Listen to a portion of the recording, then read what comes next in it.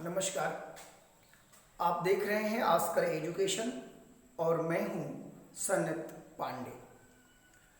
BSc second year के लिए problem in phenol यानी फिनाल से रिलेटेड क्वेश्चंस जो आपके एग्जाम्स में आए हैं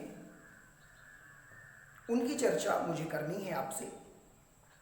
आपको बता दें कि जिन लोगों ने फिनाल प्रॉब्लम का पहला वीडियो ना देखा हो उसमें कुछ क्वेश्चंस आपको कराए गए थे, उसको आप देख लें।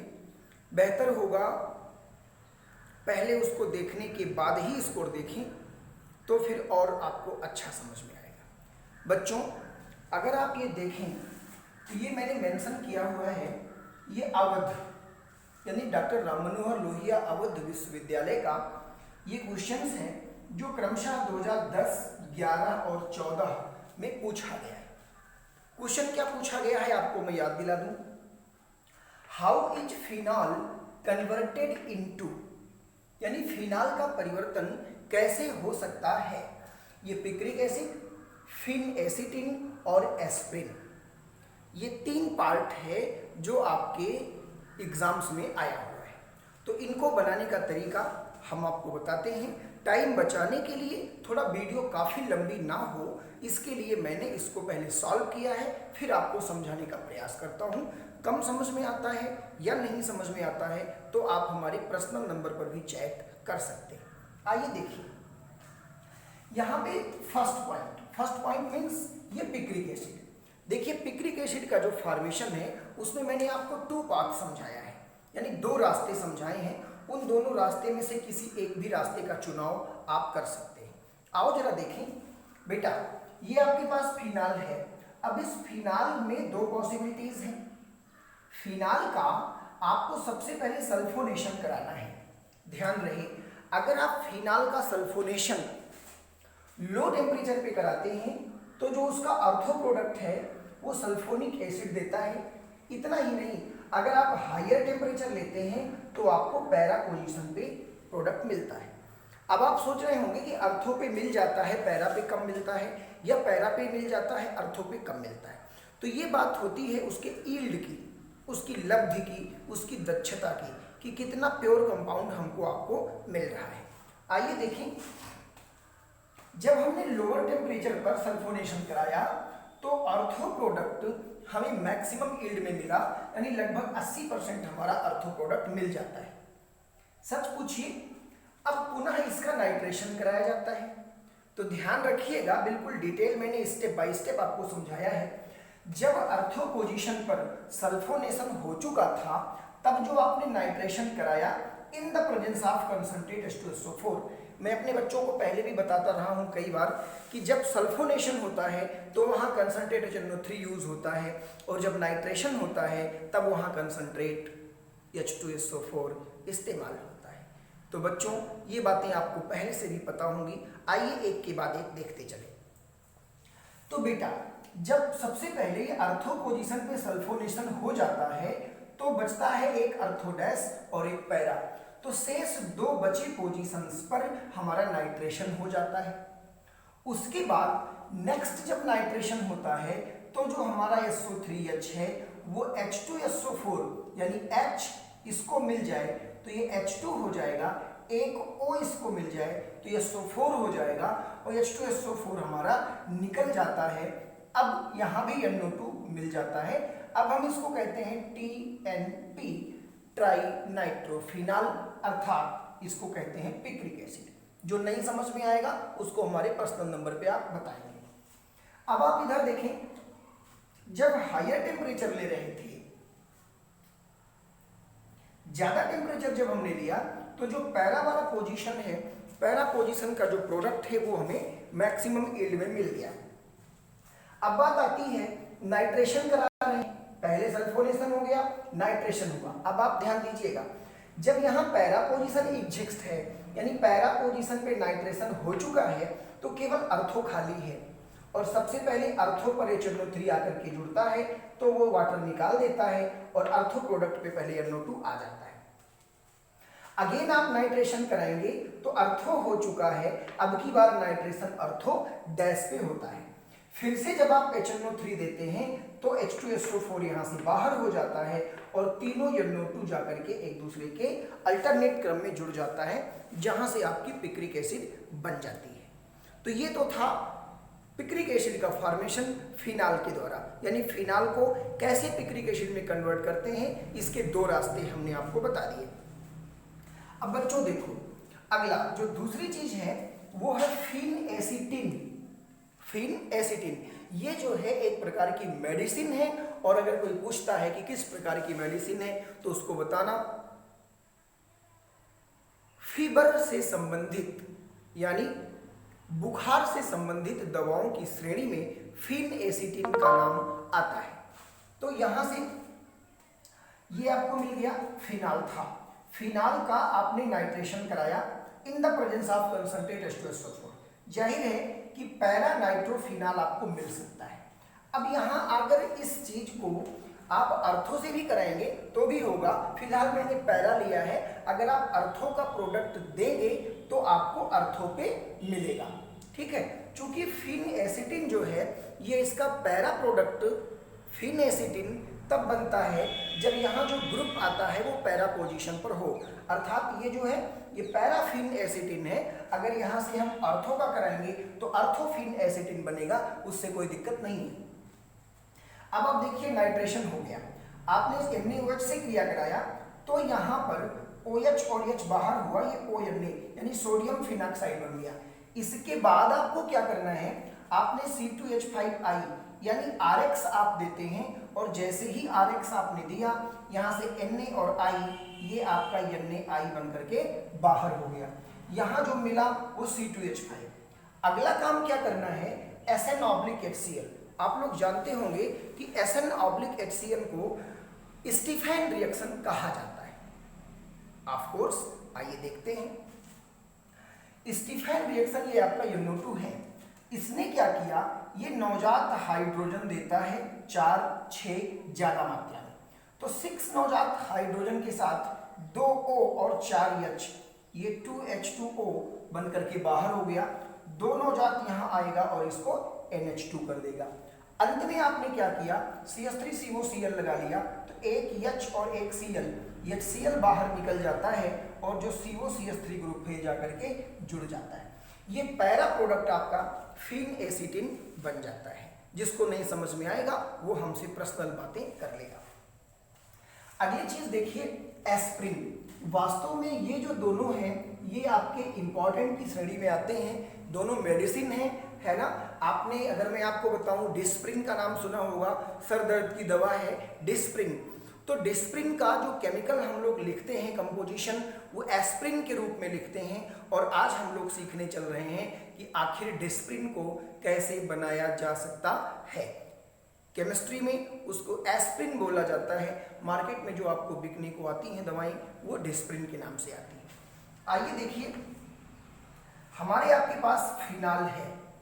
सबसे पहले मुझे क्या करना है, फिनाल से सैलिसिलिक एसिड बनाना है। देखो बेटा, हमने कार्बन मोनोऑक्साइड लगाया, हाइड्रोजन क्लोराइड लगाया, H3O पर प्लस कर दिया। आपने बहुत बढ़िया से पढ़ा है गाटरमान रिएक्शन। गाटरमान का 2 नाम था, गाटरमान कोच और गाटरमान एल्डिहाइड। तो यहाँ जो हमने प्रयोग किया है वो गाटरमान कोच रिएक्शन का इस्तेमाल किया है। तो ये हमको सीधा सीधा बेंजल्डिहाइड देता है, यानी हाइड्रोक्सी बेंजल्डिहाइड दिया। हमने इसका ऑक्सीकरण करा दिया KMnO4 पे, तो KMnO4 पे ऑक्सीकरण कराए तो ये COOH बन गया, मेरा काम खत्म हुआ। अब क्या करना है, इसकी क्रिया एनहाइड्राइड से कराएंगे। CH3CO दोनों से O, इसकी क्रिया एनहाइड्राइड से कराएंगे। तो जब इसकी क्रिया एनहाइड्राइड से कराएंगे तो ये बांड टूट जाएगा, और जैसे ही ये बांड टूट जाएगा, आप तो जानते हैं CH3COO और एक यहां से H, CH3COO और H, ये क्या निकल जाएगा CH3COOH। अब हम क्या करेंगे, CH3CO को यहां जोड़ देंगे, तो ये COOH था, ये हुआ OCOCH3, जिस कंपाउंड का नाम है आपका एस्प्रिन। ये चीजें इंपॉर्टेंट थी इसलिए हमने आपको ऐसे बता दिया, ठीक है, मैं 2 सेकंड के लिए हटता हूं। जिनको स्क्रीनशॉट लेना है वो स्क्रीनशॉट ले लें, साथ ही साथ नोट्स बनाते चलते हैं तो बहुत ही अच्छी बात है।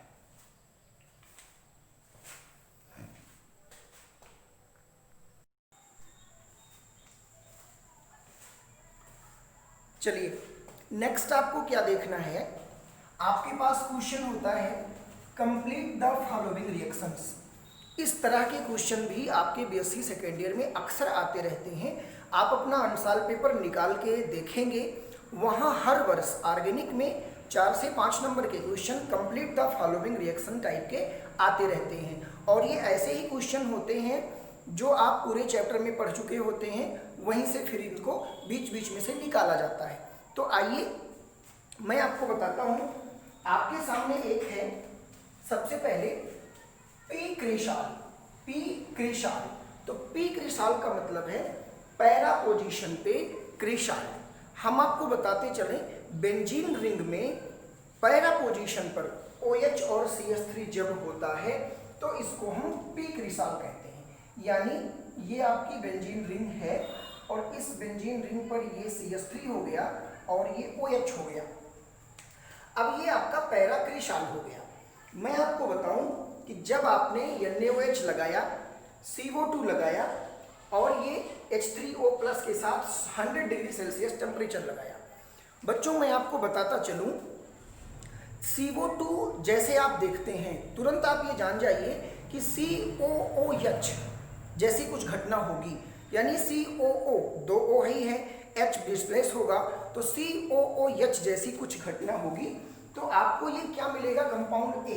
कंपाउंड A की बात अगर हम करें तो ये बेंजीन रिंग है, यहाँ आपका ऊपर OH और ये क्या है, नीचे CH3 है। और उसके बाद जो आपने CO2 लगाया है, इसके कारण जो आपको फाइनल प्रोडक्ट मिलेगा वो COOH मिल जाएगा। अगला बेटा आप लोग देखो, ये मेटा पोजीशन पर CH3 है और यहाँ पर ये क्या है, OH है। ऐसी स्थिति में CH3 CH double bond CH2 concentrate H2SO4 पर इसको गर्म किया जा रहा है।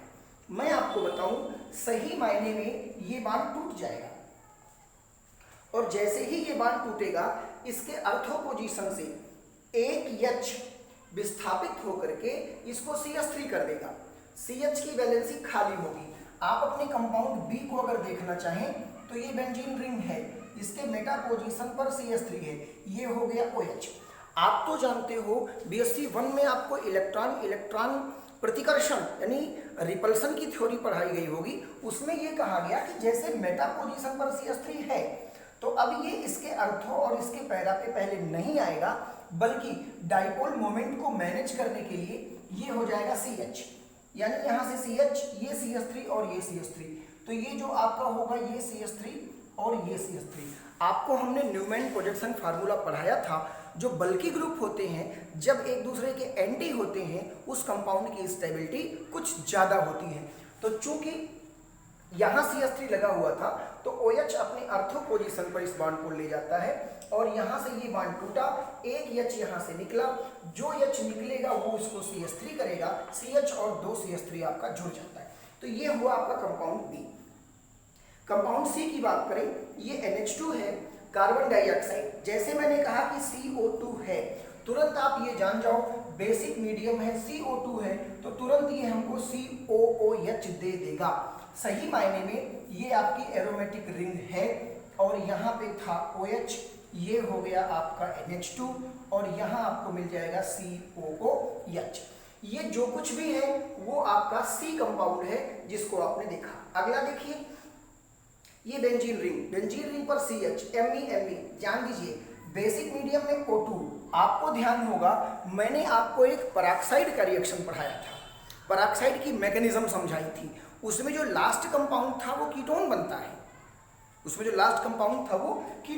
है, तो मैं आपको समझाऊं कि अगर ये बॉन्ड यहाँ से टूट जाए, O2 है तो एक O इसको मिल जाए तो C डबल बॉन्ड O हो जाएगा। यानी जो कंपाउंड आपका होगा ये methyl C double bond O और ये मेथिल हो जाएगा। यहाँ से देखिए एक H बचेगा, एक O आएगा तो आपको ये मिल जाएगा बेंजीन रिंग के साथ ये OH हो जाएगा। अगले रिएक्शन को आप देखें, नेक्स्ट रिएक्शन को कुछ करना ही नहीं है।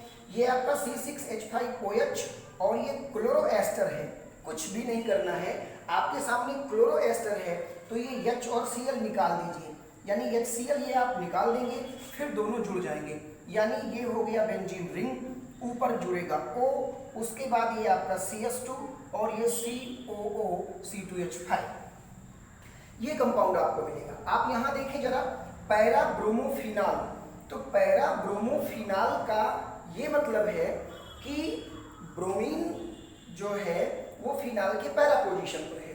कहने का मतलब कि यहाँ पे आपकी बेंजीन रिंग है और ये हो गया Br और ये हो गया OH, पैरा ब्रोमोफिनाल। इसकी क्रिया डाइमेथिल सल्फेट से बेसिक मीडियम पे, मैं आपको बताता हूँ, एक प्रोटॉन यहाँ शिफ्ट होगा, एक CH3 यहाँ आ जाएगा। आपको जो कंपाउंड मिलेगा वो एरोमेटिक रिंग के बाद ये मिल जाएगा OCH3 और ये मिल जाएगा Br और plus CH3HSO4 methyl hydrogen sulphate. तो यहाँ तक उम्मीद करता हूँ समझ में आया होगा। जो नहीं समझ में आया होगा उसको आप नेक्स्ट रिपीट करा लीजिएगा, कोई दिक्कत नहीं है। हमारे पर्सनल नंबर पर भी आप चैट कर सकते हैं। यहाँ से जरा देखो, ये तीनों रिएक्शन मैंने अलग लिखे हैं। एक रिएक्शन बेटा मैंने आप लोगों को पढ़ाया था, वो था क्लेजन रीअरेंजमेंट। क्लेजन रीअरेंजमेंट की बात करें, मैंने दोनों मैकेनिज्म बताई है, ortho migration and para migration. तो यहाँ आप देखिए, यहाँ पे कोई एग्जिस्टेंस नहीं है तो ये आर्थो माइग्रेट करेगा। यहाँ पे CH3 ऑलरेडी लगा हुआ है तो ये पैरा माइग्रेट करेगा। यहाँ भी CH3 लगा हुआ है तो ये भी पैरा माइग्रेट करेगा। एक चीज इसमें यह है कि कार्बन संख्या यानी कार्बन 14 लगा हुआ है, ये आइसोटोप्स लगा है। इस आइसोटोप्स को देख करके आप घबराएंगे नहीं, जो माइग्रेशन होगा वो पूरा हो जाएगा। क्लेजन रीअरेंजमेंट में सिर्फ एक चीज ध्यान रखना होता है, जो कुछ ग्रुप आपका यहाँ लगा है वो आपके अर्थो और पैरा पोजीशन पर शिफ्ट होता है। तो आइए हम आपको ले चलें। आप तो जानते हैं यहाँ से जो आपका ये बांड टूटेगा, अब जब ये बांड टूटेगा तो CH की तरफ एक विस्थापन होगा। अब जब CH की तरफ एक विस्थापन हो जाएगा तो उसके बाद CH3 अलग हो जाएगा। जैसे ये CH3, ये CH, अर्थो पोजीशन पर एक H है तो वो H जा करके इसको CH3 करेगा, वो H जा करके इसको CH3 करेगा। तो यहां से जो आपको प्रोडक्ट मिलेगा वो कुछ ऐसा होगा, जुड़ेगा आपका CH, जुड़ेगा आपका CH, CH3 हो गया बाहर और तब ये आ जाएगा CH डबल बॉन्ड CH2। बेहतर है बांड को इधर घुमाने के बजाय बांड को इधर घुमा दो, ये बांड तोड़ दो। अब जब ये बांड तोड़ेंगे ये वाला H यहाँ विस्थापित हो जाएगा और ये हो जाएगा OH। बिल्कुल बारीकी से देखिए, ये कम समझ में आता है तो इसको पढ़ने से पहले क्लेजन रीअरेंजमेंट जो मैंने पढ़ाया है उसको जा करके देखो, उसकी एक मैकेनिज्म पढ़ो, फिर ये अपने आप क्लियर हो जाएगा। सेम वे में बेटा सब कुछ ऐसे लाके पैरा पोजीशन पर कर देंगे तो ये आपको बेंजीन रिंग मिल जाएगी। इस बेंजीन रिंग में ये OH होगा, ये CH3 लगा हुआ है, ये भी CH3 लगा हुआ है, ये CS2 CH और ये डबल बॉन्ड CH2 कार्बन 14 के तहत। ठीक है, आप यहाँ देखें इसमें भी कुछ ऐसा ही मिलेगा। ये आपकी बेंजीन रिंग हो गई, ये आपका OH, ये CH3 और ये CH3, पूरा का पूरा ग्रुप यहाँ ट्रांसफर कर दीजिए। अब जैसे ही आप पूरा का पूरा ग्रुप ट्रांसफर करेंगे तो पैरा पोजीशन पर आ जाएगा CH2 CH double bond CH और ये क्या हो गया CH3 हो गया। तो इस तरह की गतिविधियां आपको मिलेंगी। ये तीनों ही जो रिएक्शन हैं वो क्लेजन रीअरेंजमेंट हैं। आपको अच्छा लगा होगा। लास्ट का ये 4-5 मिनट वीडियो को कट करके जोड़ा गया है, इसलिए विजिबिलिटी थोड़ी कम होगी, लेकिन आप दोनों को मिला करके इकट्ठा पढ़िए, पढ़ते रहिए, लिखते रहिए। नेक्स्ट जो वीडियो होगा उसमें आपको हम ईथर और इपॉक्साइड के क्वेश्चंस और प्रॉब्लम्स कराएंगे जो आपके इम्पॉर्टेंट होंगे, आपके एग्जाम के लिए फेवरेबल होंगे। तो आई होप आपको ये वीडियो, ये मैटर, ये अच्छा लगा होगा। अगर आप चाहते हैं लगातार आपके पास तक सूचनाएं पहुंचती रहें तो बेल आइकॉन को भी दबा के रखिए ताकि जब भी कोई नई अपलोडिंग हो आपके पास तक सीधे पहुंच सके। तो एक बार फिर बेस्ट ऑफ योर लक। आप देख रहे थे आस्कर एजुकेशन और मैं था आपके सामने Sannat Pandey. Thank you a lot, thank you so much.